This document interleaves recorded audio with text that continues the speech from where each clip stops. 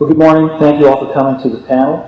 I have been researching international editions of American comics for about 6 years now, and besides trying to catalog what has been published in the world in about 105 places in 87 languages, there are a lot of themes that sort of keep popping out.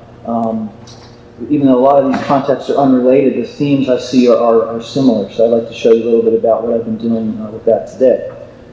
So just as American superheroes began the kind of myth of in American popular culture of the superhero, when they appeared in the 30s and the 40s, these are some of the most iconic characters of that early canon, the Phantom in his first Sunday debut, of course, Action Comics 1 and Superman, Batman 1, and again in the 60s when there was a resurgence of superheroes with Marvel and DC superhero characters like Spider-Man and whatnot. Just as quickly as this material appeared in America, it spread rapidly around the world. So eventually, at least 105 areas of the world, and like I said, 87 languages. Still trying to find out if there's any more out there. So here's a couple of examples from China in 1939 of Batman and Superman.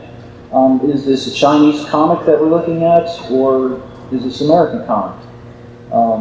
Here's a few other examples. This is Bulgaria in 1939 with an original story featuring the Phantom and a Yugoslavian character, Zigomar. The original Human Torch in a sort of typical World War II propaganda area Brazilian edition.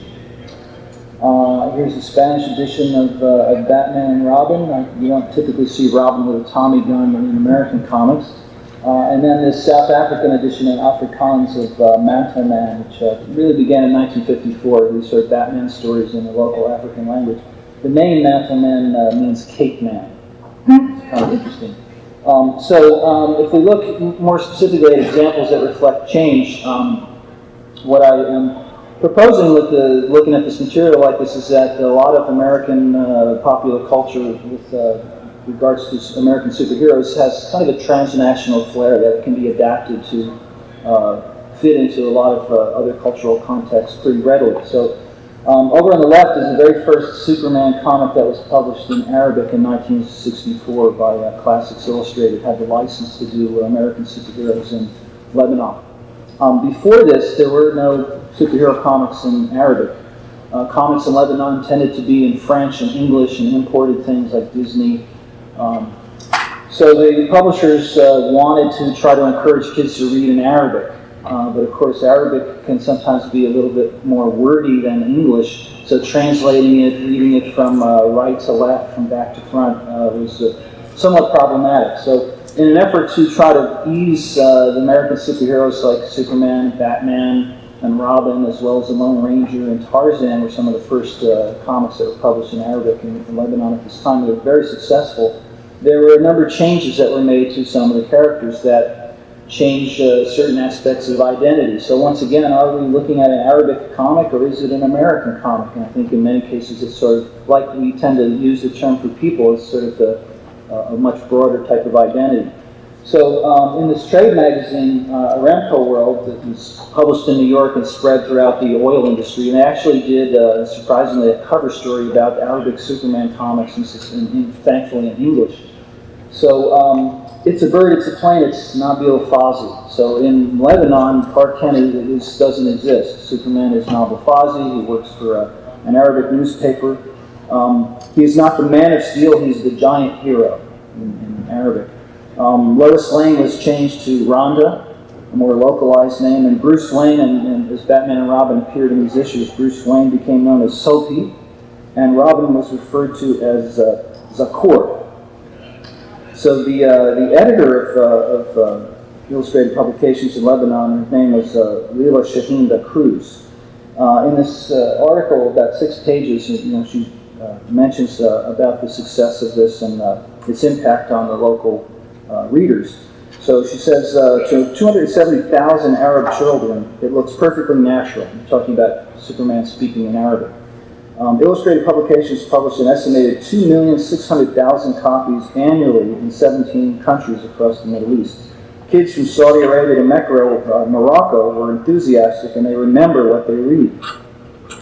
So in this case, a variety of American characters were changed to fit the local culture a little bit more better with these sort of Arab types of references and identities that appeared in these publications, which go on up through the 1980s, early 1990s. Batman is known as Al-Wat-Wat, which translates to the Bat. So I think sometimes with the name changes, it's another issue. But let's look at it some more in the Middle East. These are comics published in Iraq in 1988. These are the Lebanese Superman comics.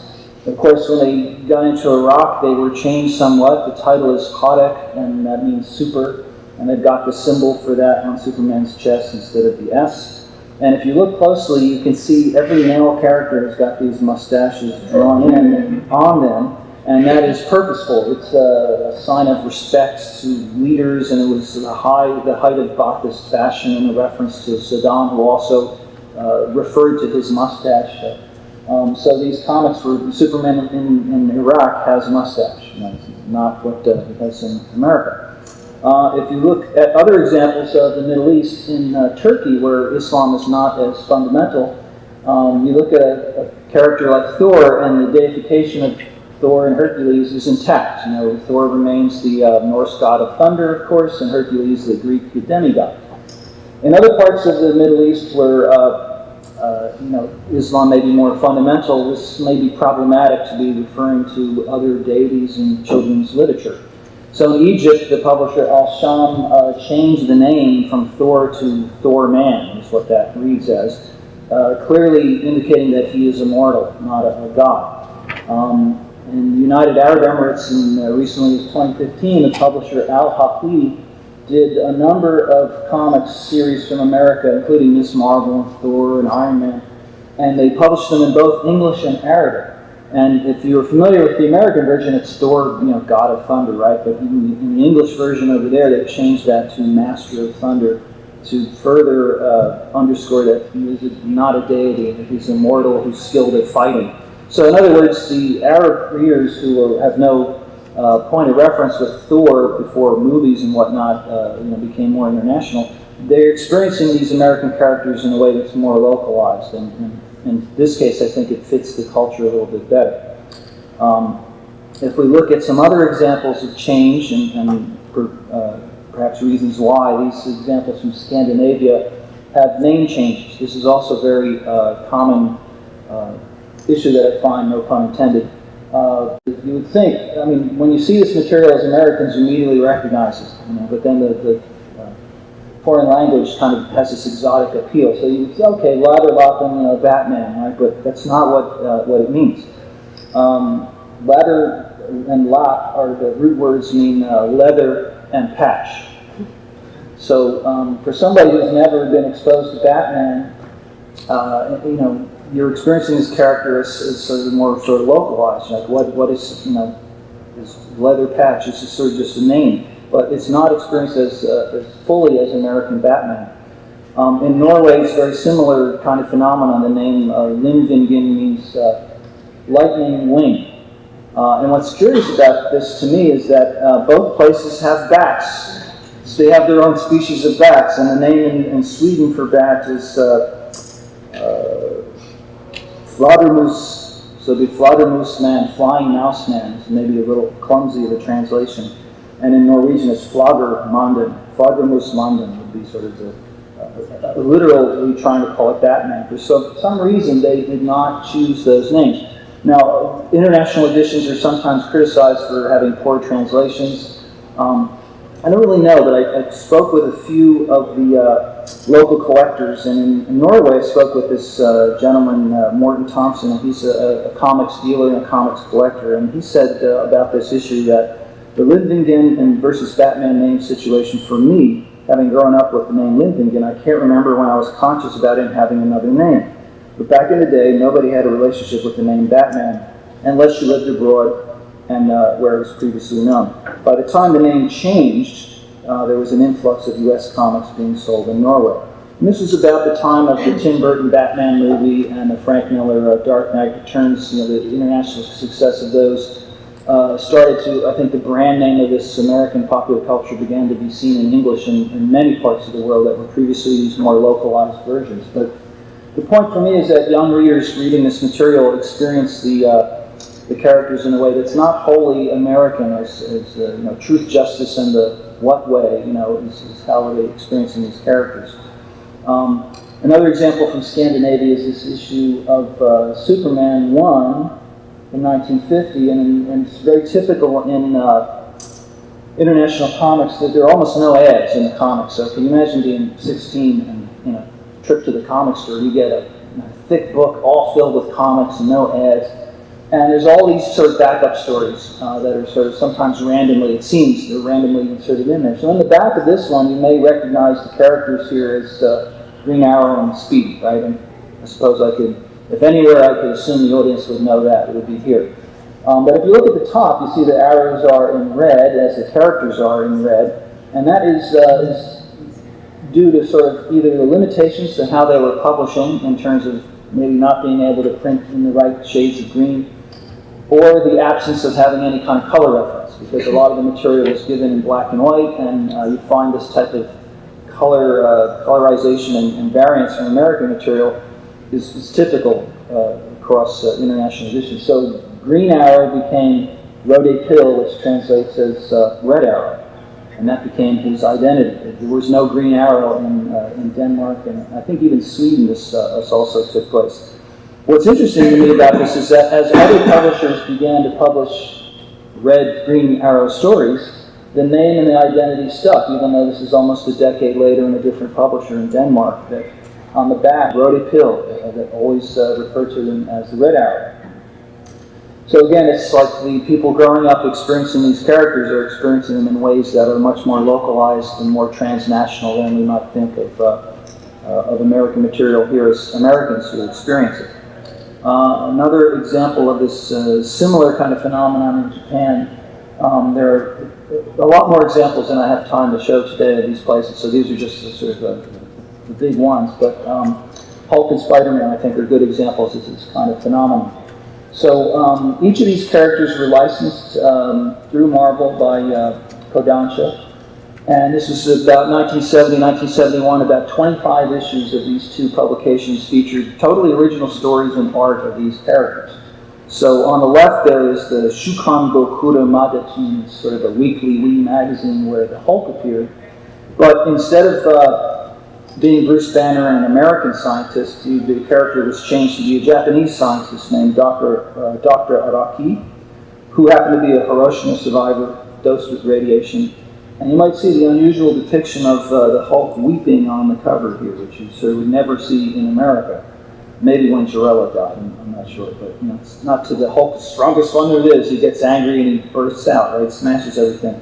In Japan, it's when he becomes emotional and upset and cries, and he turns into this monster. And a Japanese scientist, you know, dosed with radiation. You wonder why this never caught on. They tried for a period of 2 years, and the Hulk never became big in Japan. The material was never translated or reprinted again. And it might be, I think, the lingering effects of the first Gojira movie that was a sort of an anti-nuclear statement. Maybe that was still felt it wasn't a good idea to dose a Japanese guy and make him turn into a big monster. So it was sort of a failed attempt, but the stories are original, all of them, to Japan. And the character is Japanese. They also printed it in green and purple ink, which I thought was a very nice touch in Japan. On the Spider-Man issues there, the secret identity is not Peter Parker, as you'd expect. It's a Japanese boy named Yu Kamiri.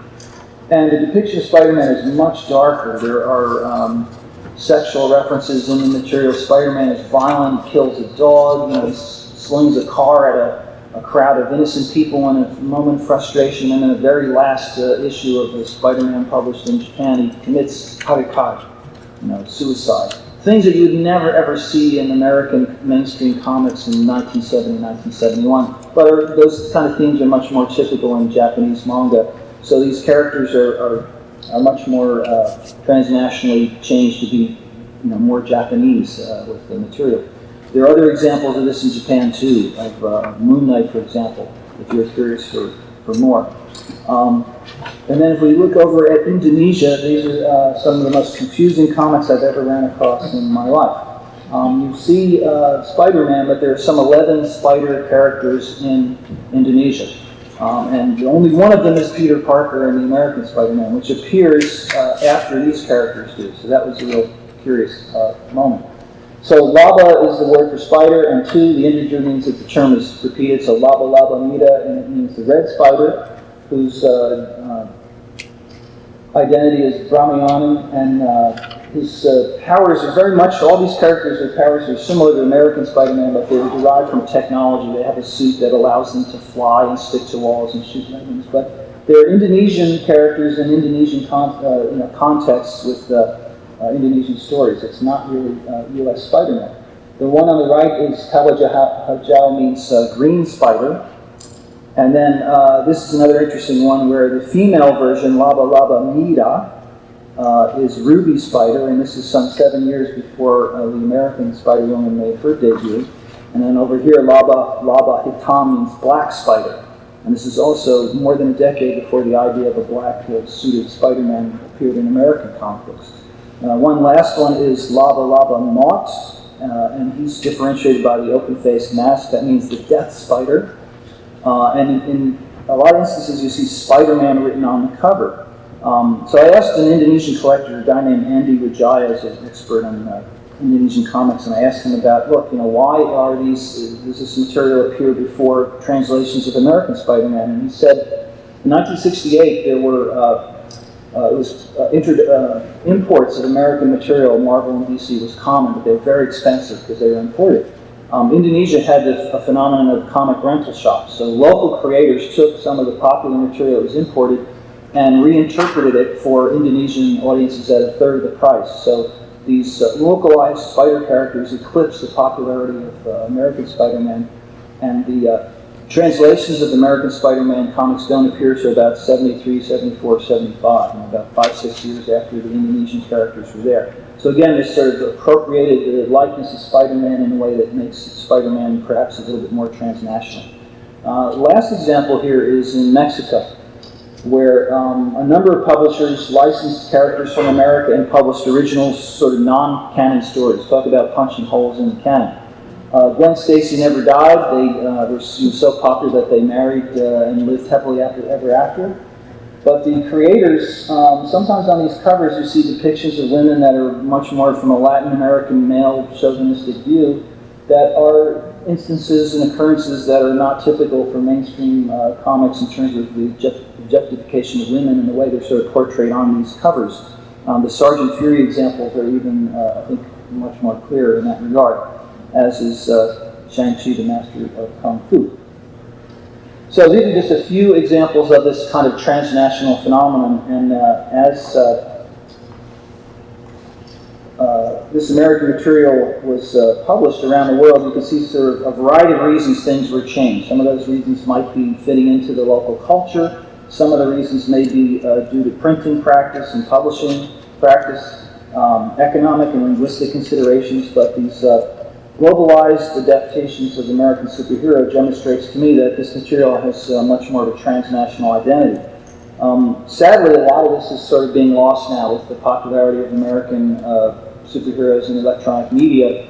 The Englishization and the sort of guaranteeing of the brand name of everything being in English. A lot of these countries you see Batman and Spider-Man just emblazoned in English on the covers. Thanks very much.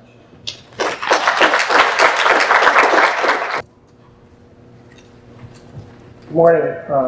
I'm Jim Thompson, and we're going to talk this morning about how to read Dracula in Latin America. But in order to do so, I first need to talk about ducks.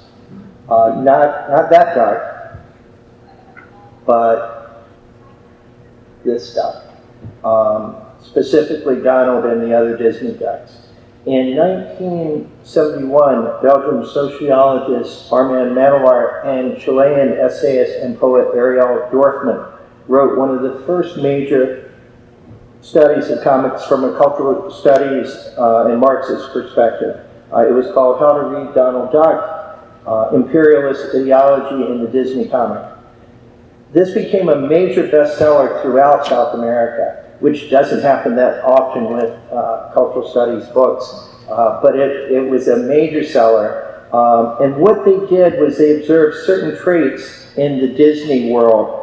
For example, that there's no fathers, only uncles, nephews, and distant cousins. Thereby, they said, reinforcing horizontal levels to society in which net wealth becomes a dominant indicator of respect rather than familial allegiances and traditions. When you take the father out of the equation and you only have uncles, then it allows for Uncle Scrooge and the value placed in the acquisition of wealth. Then Dorfman and Manowar would take something like that, a trait like that, that was used in the comics, and they said it was being done to spread capitalist ideology and look at how it formulated relations of dominance and passivity in this world cultural exchange. So a lot of the people, third world kind of characters are portrayed in a very patronizing and primitive way, whereas it ultimately comes down to pursuit of money and competition to get money in many of these stories. For the purposes of my paper, let me add that How to Read Donald Duck was written during a brief period of revolutionary socialism under Salvador Allende. In 1973, there was a coup d'etat engineered with the help of the U.S., which brought dictator Pinochet into power. How to Read Donald Duck was banned. In fact, the third edition of it was dumped all into the ocean. The remaining previous editions were burned such that there's a story of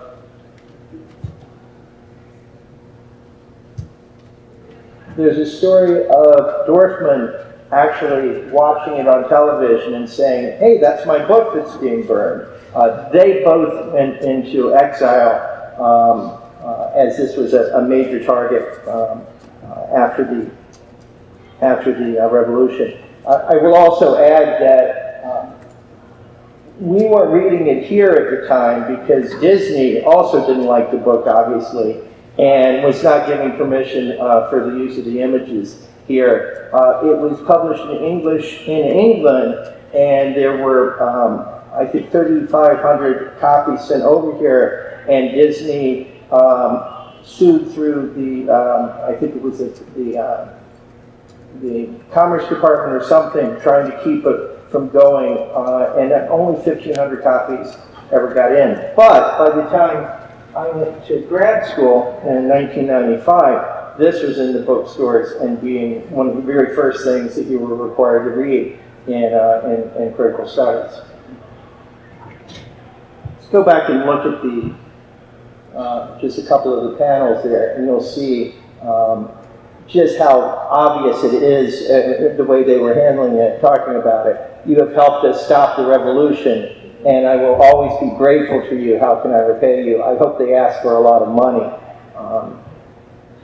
I am satisfied Donald has at last recognized that the life of millionaires is no bed of roses. This was constant in these books. One of the things that is also interesting is this is from the English version, so it's being retranslated. But in the original, of course, this is all in Spanish language, and Disney wasn't doing the translations. It was there and under sort of authoritarian control at that time. So there's a panel that has Donald and the nephews saying, what can we do to improve your spirits? And Donald says, we'll teach you square dancing. In the Spanish version, it's Huey, Louie, and Dewey saying, we'll teach you to stand to attention before your superiors. So it's a pretty radical shift there. But that's not why we're here today. I wanted to set that up, but we're going to move to, instead of a duck, we're going to talk about Dracula. That's an image of when Dracula was made in 1931, as probably a lot of you know. Simultaneously, a Spanish language version was made, done at the same time with a Mexican actor who seems to smile more than Bela Lugosi did. It's actually considered in some ways a better film, but it doesn't have the same charisma that Lugosi brought to the role. This is, as my first example of using Dracula in South America, this is a character known as Condorita by Rene Rios, better known as Peppo. He created the Condorita character after seeing the 1949 Disney film, ironically enough, The Three Amigos, and he was so insulted by that notion because Chile was represented as a small plane that couldn't quite get over the mountain, and he thought it was really offensive. So he created this Condorita character who became incredibly popular throughout, not just in Chile, but throughout Latin America, and is one of like the most loved characters there. It was in the 60s and 70s, though, Peppo became, and probably in order to survive after the military coup in 1973, he was portraying Condorita as a sort of a right-wing character who often made fun of the protest movements and other things. So he was not an agent of change by anything. But that goes to where I'm going to talk about Dracula for a minute. With Donald Duck and Scrooge, we understood that what those traits are, you know, the capitalism and the quest for money. With Dracula, what are the inherent rules as we understand them? And what is Dracula for these purposes? What are the traits that we would think of? He's associated with old Europe. He is aristocracy. He's not just aristocracy, he's cruel aristocracy. He takes babies from the common people and eats them, you know, or whatever he does with it. What else that we associate with Dracula? Quest for power, nothing to do with work. He seems to have a limitless fortune in the basement that he lives off of. And so you have that notion of a colonizer, but also you can reverse it, and he's sort of a rebel as well, because he's leading a movement against society to take it over, recruiting new vampires and doing that. So there's a mix of images with Dracula. When you transport it here, what you see is a lot of those things are fortified, of him being old, of him being going after people, being a predator, that kind of thing. That's not always the case in other uses of Dracula in South America, which is what I find interesting. The difference and the reason for this is because with Dracula, there's no ownership. He's public domain, so he's not like Donald Duck. There is no controlling factor in the States or anywhere else. It's a matter of using Dracula however you want to. And that gives it a certain freedom. And an example of that is from this Brazilian comic that was done in 1985. The authors are a husband and wife couple, Tete Braz, and I'm sorry for my complete lack of accent, and Nede Haru. She was using a very manga-influenced style, which was unheard of in Brazil at the time. What was also unheard of in Brazil at the time was to have a woman artist at all. She was the very first woman to work professionally in comics in Brazil. The time was 1985. The book series was Dracula, Shadow of the Night. It's a straight adaptation of Bram Stoker's Dracula in theory, except everything is subverted, such that Dracula is a young, audacious figure that's questioning immortality. There's no religious connotation to it at all in terms of worrying about crucifixes and such. Dracula is more philosophical about it and therefore doesn't have that vulnerability. Jonathan Harker is naive and moralistic and a bit of a flop. He's not very sympathetic. Arthur Holmwood, the aristocrat, is just craven and cowardly. So it's a reversal of these things, and the energy is in the Dracula character. After a night, and notice the art, as I say, it's very, it has a manga influence, and it's certainly a very different from any of the other Brazilian comics that were being done at the time. It's also on the racy side, and this is after a night of consensual, almost consensual sex with Nina. She listens and can hear his heartbeat. So he's really humanized in this. Where it relates to Brazilian history is right at this moment in time, they have elected the very first civilian president since 1964. It's been under control of a military regime for the last 21 years. And so the way that and there's a new constitution being drafted, and it's a change. And I'm thinking, to some degree, what's happened here is there's a new optimism and a new enthusiasm. So this is a new Dracula and a new moment of time that really reflects what's going on in the country. And the old narratives are abandoned for something else, and that's what this Dracula represents.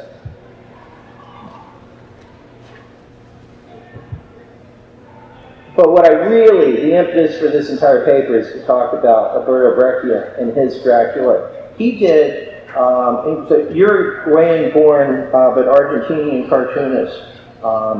Moved to Buenos Aires at age 3. Started the Pan American School of Art with Hugo Pratt and was granted honorary Italian status by him. He died in 1993. His greatest work is probably 1962 to 1964, Mort Cinder. He also did, in 1968, a Che Guevara bio written by Hector Osterheld, who was disappeared shortly after doing that. And that was obviously a big moment in Breccia's life, as his most frequent collaborator disappeared by the government. He did this 6 stories of Dracula in 1984 at a time when this is at its worst, the government excesses. And I'm going to look at just a couple of them, not all 6 stories, but I want to look at them with some detail. Now this one is called Poe. I'm not sure what the Poe is. But it starts with Edgar Allan Poe, which, as we know, is an American author, but of a certain old school. And it's in his place, and then Dracula, almost in the role of the Raven, is spying on him and follows him to a bar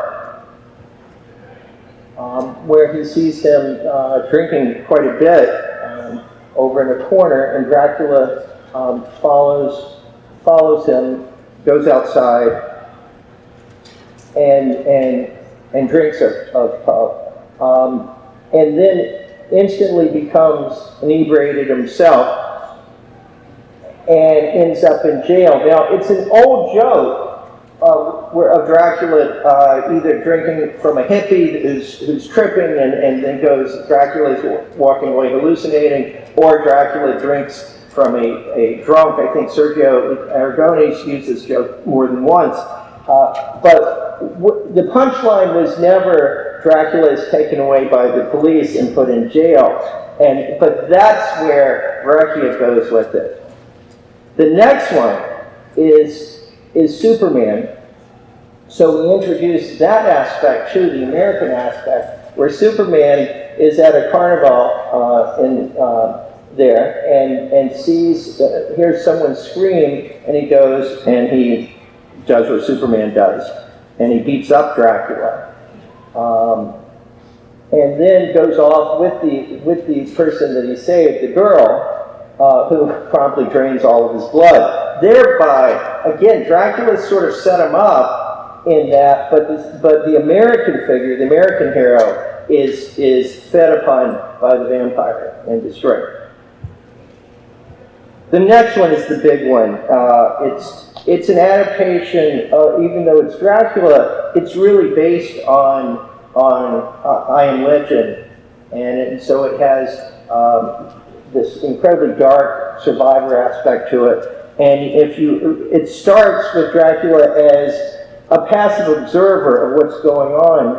And as you see, the city is filled with pink and purple and kind of vibrant, but it will get darker and darker as we go through it. You'll notice the military poster on the right side there, showing that, and then you see the violence of the child stabbing somebody. And then we go to that long panel there, and we're starting to see more and more violence. Dracula's seeing more and more violence, usually with generals causing blood coming out of their mouth and everything else. That's how they express themselves, through blood rather than these other colors. And Dracula is running away. Except notice how it's framed. He can't escape. Dracula is running back to the other panel of the violence because there is no escape from the tortures of the government. We see that in the middle page, where they're doing incredibly horrific torture.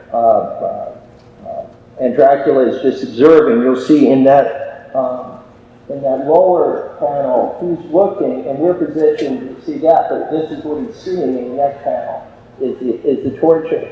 What we have here in this lower one, this is a reference to where the children, the orphans, are put in convents, just like was being done in Franco, Spain, where you're having the children being subverted and treated that way by the nuns, the corrupt nuns.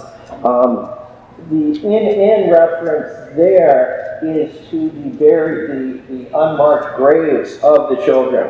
And it's just too much for Dracula, and he runs, and he ends up going to a church at the end of the story and finding sanctuary there in the church. So this is incredibly, to be doing it at this time in the government, doing this story, is amazing how Dracula as a public domain figure gets used by Breccia over and over to make political comments. And I think my time's out, and thank you.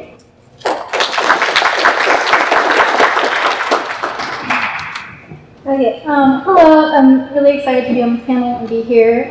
Those are amazing papers. So I'm going to now talk about my subject, which is romance comics, UK romance comics specifically. You can look at my very long title, but basically I'm going to be talking about how themes of masculinity and femininity were used in UK comics to represent post-war anxieties about national and imperial power, and how the relationship between men and women were used to try to support that. So, jumping right in. In 1954, Amalgamated Press published Dancing Heart, the first issue from its romance comic book imprint, Love Story Library. The cover there features a very beautiful ballerina running to the outstretched arms of a handsome man, and it promises potential readers a story of love and excitement told all in pictures. Inside is the story of an orphan child, now a woman, who becomes a famous ballerina, only to have two equally famous men fighting over her until she chooses one to marry. Dancing Heart is just one of the many types of romance comics that appeared during the post-war era as publishers reacted to the growing comic book market at the time. Now, it's important to note that there are two other types of romance comics that appeared during this time. I refer to them, well, one of them is obviously American imports and reprints, and the other one is American-influenced romance comics, which I refer to as Maryland-type comics because Maryland was the first of its kind to be published during the post-war era in 1955. And the ones I look at are picture story comics, and I call them that because they arose when UK publishers would transform their story paper or story library imprints, for example, Girls on Paper, some of you may know of that one, into comic book producing ones during the early post-war era as a reaction to the growing comic book market and to try to make money because sales weren't so great for a lot of publishers during this time. So you can see that that's a Maryland-style comic, and I love them. I think they're very dramatic, and a lot of island stories. And then there's an American import, and their covers were usually more sexualized than the ones that you saw at the same time in the US. So throughout the 1950s, all these different kinds of romance comics became quite popular amongst young women and teenagers, both male teenagers and female teenagers. And in 1961, Mark Abrams published his survey, Teenage Consumer Spending in 1959, which, although it was limited to a few romance comics, really serves as a valuable indicator to the popularity of the genre as a whole. He noted that 40% of both male and female teenagers defined as unmarried persons between the ages of 15 and 24 with a minimum of one love comic per week. Another survey done by the Daily Mail in 1960 produced similar results and highlighted that love comics are picture romances, with the sole reason that girls' reading rates increased, which I don't think is true, and I think is highly problematic. But anyways, so apparently love comics comprise 20% of reading for 11-year-old girls and 30% for 14-year-old girls. And in reality, these numbers were all probably much higher because the readers often swap comics after reading them, in the UK especially. And so before I jump in more, I just want to note that because these romance comics were publications aimed at young women, they provide a really exciting opportunity to better understand how such ideas of masculinity and femininity that we'll be covering were specifically presented to women of the younger generation, which before that wasn't quite a market for them. So this is really exciting. So romance comics' popularity seemed to result from their frivolous concerns over the ecstasies of love and romance. The government, newspapers, and adult citizens attacked these comics as mind-numbingly corrupting. However, these comics also reflected serious post-war concerns over building the nation and the empire, probably in an effort to get more government support and paper allowances, because the UK was really hit hard on paper allowances during the war, and there was a shortage, so comic book publishers, and that always helped different publishers, book publishers were trying to use themes that they thought would get more paper allowances. So what exactly were romance comics reflecting? So at this time, the government believed that the male-female relationship, specifically between white citizens, was integral to the foundation and vision of Britain's toughened identity that they were hoping to promote. Concerns over unstable gender relations inherited from World War II resulted in a public discourse that championed an authoritative yet tender paternal masculinity and a submissive, infantile femininity.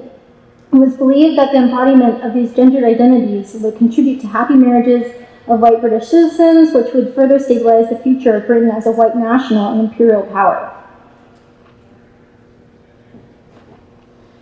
So now I'm going to explain a little bit more about the post-war conception of masculinity and how these ideas were represented in romance comics. As I mentioned, there was concern over gender relations, and there's also a big concern over male homosexuality and its apparent corruption, and it resulted in a public narrative that supported the Victorian authoritative masculinity, which I think it's really funny that they thought that gay men can be authoritative or masculine, but it's fine. But however, due to the proliferation of companionate marriage, which really pushed this idea of like female or women's satisfaction in marriage and love and sex, they really, in modern love, which supported new notions of women and female equality, they also welcomed a more tender masculinity. And so this nurturing side of men wasn't effeminate, and by being the protectors of others, men also became the guardians and remained their superiors. So fatherhood became a way to couple tenderness with traditional concepts of manliness, reassuring that the modern man could remain dominant.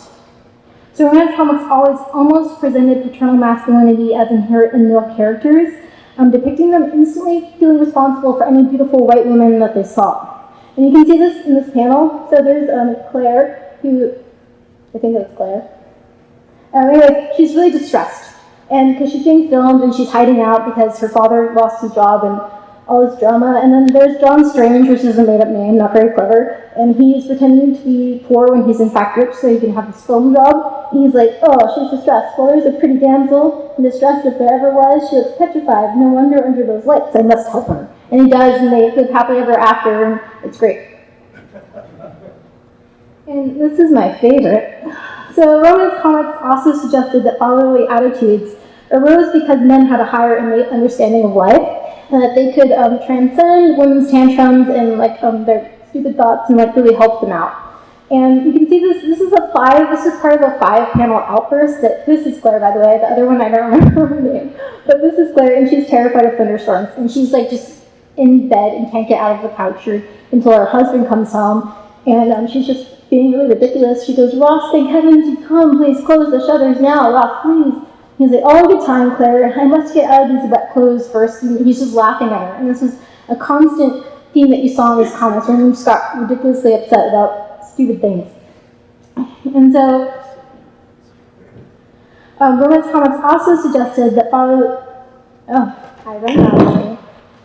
So what I found extremely interesting in what romance comics did with this theme of fatherhood, though, is how it was used to reveal certain power dynamics between men by suggesting that older men initiated younger men into positions of authority over their daughters through the action of the older men passing their daughters into the care of the younger men. So you get this lineage of responsibility and masculinity.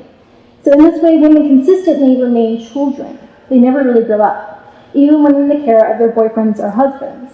So in these stories, fathers have to approve of the potential husbands, and often young woman's romantic partner and her father work together to ensure that she behaves and stays out of trouble. And you can really see this in the story Her Name in Lights. So this girl wants to be an actress, and her boyfriend is constantly trying to keep her from being stupid.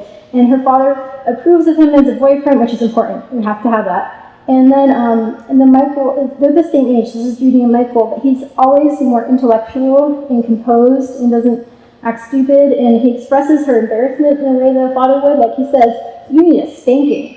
And they're both 14, by the way. So I thought it was extremely funny. And she's freaking out about this actor she wants to meet. And then you can see in this panel, she's talking to the actor, and he's super embarrassed. And I find that really funny. So you can see how he's a father figure. So even in stories where the father is absent, the idea that there's a lineage of responsibility between a girl's father and her future husband is present. So in Amalgamated Press's Adam's Wife, there is Dr. Adam Chantry. He saves Miranda Close from a life of slave labor with a hypnotist at the fairground, which is a popular theme. So Miranda is only 19 and needs someone to take care of her, which is why Adam decides to marry her, which I think is funny. He's like, oh, she needs a father. I should just marry her. He establishes paternal authority over her and continually makes such statements as, "You're very young," and also tells her when to eat and sleep. So you can see there, he's like, "No, eat up all of it." And she's 19. But anyway, so and she's constantly depicted as looking down from him and away and sits while he stands. So you see there's this real strong visual power dynamic as well. And it takes months of Adam's paternal guidance when she's married to him before she realizes that she also is an adult, and she starts taking charge of her natural domestic sphere. So you can see how the story also suggests that a woman does not finish growing up until she's been married for a while. So now we'll move on to sexuality. So during the 1950s, ideas concerning the attainment and desire of sexual pleasure became embroiled with these post-war concerns of gender and its embodiment. So at this time, Britain adhered to old ideas of reserved sexuality, while at the same time, it transitioned towards a broader acceptance of sexual expression and knowledge for married couples. This belief that a moral woman must be sexually innocent obviously persisted well into the 1950s, especially amongst the working classes. However, public and professional discourse also indicated that once married, a woman's sexual pleasure was of utmost importance. For example, sexologists argued that the female orgasm was, quote, the key to marital sexual satisfaction and in turn to the harmony of marriage itself, end quote. So mutual sexual pleasure and self-fulfillment were viewed as the solution to ensuring strong marriages between white married couples. However, this general acceptance of the mutual need for fulfillment through sex did not mean gendered sexual equality. Professionals in public discourse, which I'm sorry I said it twice, continually place the burden upon men for ensuring the achievement of sexual pleasure in marriage. So while men were also supposed to be ignorant of the sexual act before marriage, they also were supposed to gain knowledge of this, the mechanical method, by some unspecified means. So they become the sexual educators of the future wives. And there was a lot of references to sexual educators and all these magazines and everything. I thought that was really funny. So consequently, while women received equal consideration concerning sexual pleasure in marriage, popular attitudes negated their sexual power and placed unrealistic expectation on men as the sexual providers and gatekeepers. So romance comics use these emerging sexual themes to reinforce post-war masculine and feminine identities. Both written in visual narratives capture the idea of men as sexual gatekeepers and good women as sexually naive and childlike. For instance, stories frequently feature male suitors endeavoring to protect their girlfriend's or fiance's innocence, and so this is one of my favorite stories. We have Gordon, who has to go on away. He's almost engaged to his girlfriend Julie, and he has to go away on a year-long assignment, and he's constantly worried about who's going to protect Julie's innocence. And she's a famous actress, well established in her career and adult. And he goes, if I go away, Julie will have no one to protect her. And Julie's director is a lecherous man, but he doesn't want to tell her because he doesn't think she knows what that means. So he's like, oh, Julie, stay away from him. And she's like, he's my boss. What? So Julie doesn't listen, and she's almost raped, and she learns that she must trust Gordon's opinion and let him protect her. So, however, her innocence is almost virtuous, especially when compared to her coworker Sonia, who feels and expresses sexual interest towards Gordon. And this is where I think Gordon's a little hypocritical, because he can't recognize that Sonia's coming on to him throughout the entire story.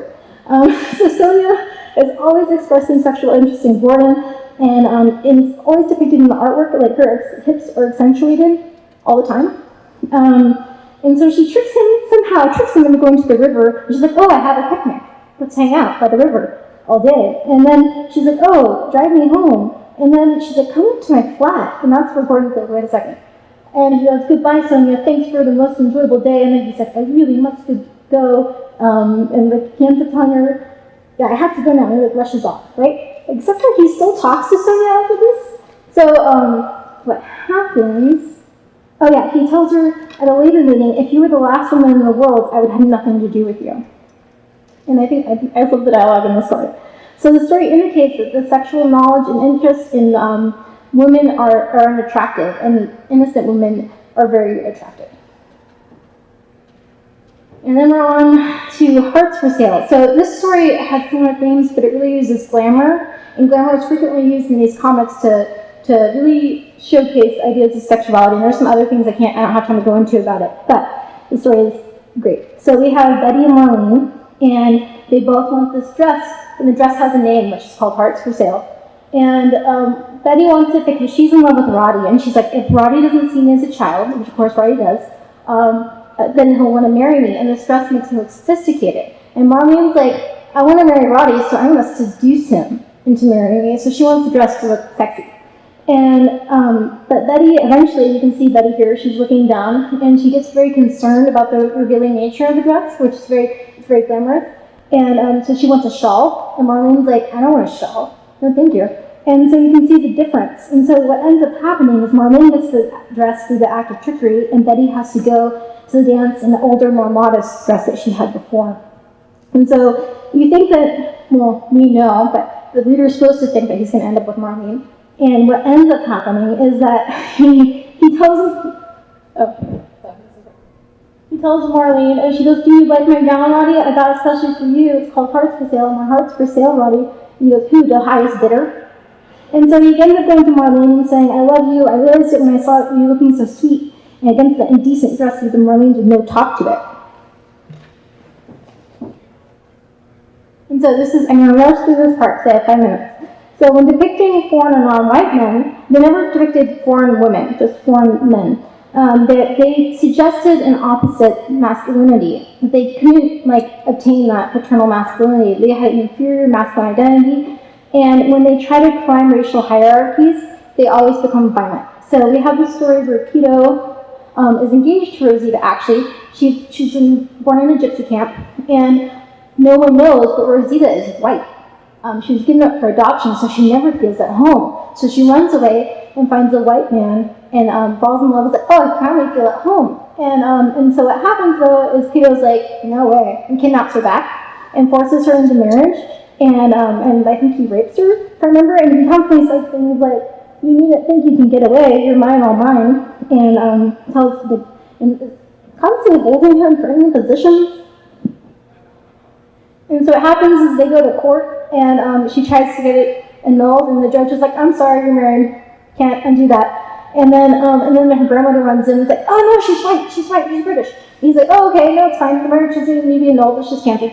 And doesn't belong with the gypsy. And he goes to jail, and so a white man bails him out, and is like, as long as you leave Rosita alone, it's fine. And he's like, okay, fine, I'll go back to the gypsy camp. And then she ends up married to the white guy she found, and they live happily ever after. So this story indicates that though men have the authority over women, they can't be their masters.